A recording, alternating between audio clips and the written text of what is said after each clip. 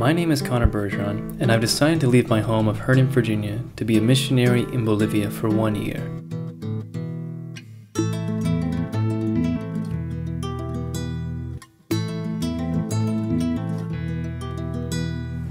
I'll be learning Spanish, slowly, working in the Chile radio and TV station, serving the community of Yapacaní and learning to trust in God. Come follow me as I'm living on a prayer.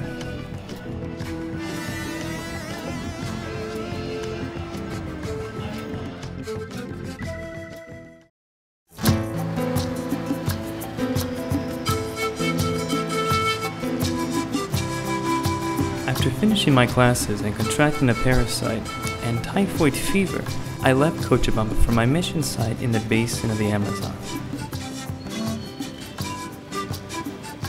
To my surprise, typhoid is lethal by week 4. I was on week 2. Not sure how I contracted it, or my newest illness, salmonella, which I am finding to be a slight upgrade. My work rests in the pueblo of Yapacaní. It's named after the river that supplies this town. Through 3 connecting rivers, it channels water from the Amazon.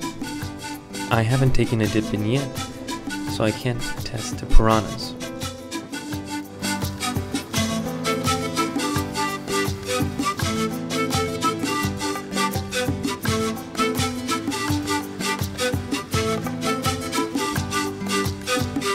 The water flows a duet of beauty and power, life and death.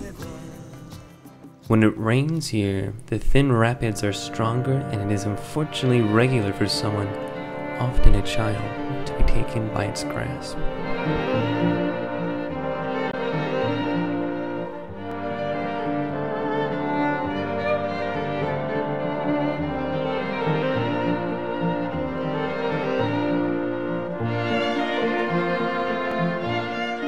Throughout the year, though, the river is depended on as a source of food and income.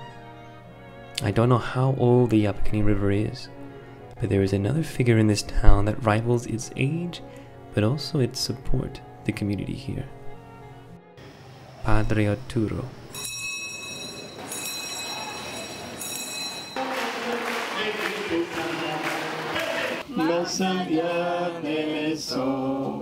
He's my director, and when I first arrived here, I could barely understand him, and with Italianism sprinkled in, it wasn't any clearer. Often our conversations go something like this. Que bien, así no comemos polvo. ¿Qué? Sí, hay mucho polvo, ¿sabes de polvo? Ah, sí, polvo. Sí. Con esta lluvia no hay polvo, porque en la tierra. Ah, polvo. Ah. Polvo, ¿cómo se dice? Pollo. Pollo. ¿Pollo? No. Polvo.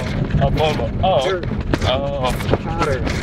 ¿Cuál es la palabra para turkey? Polvo? But they've gotten better since.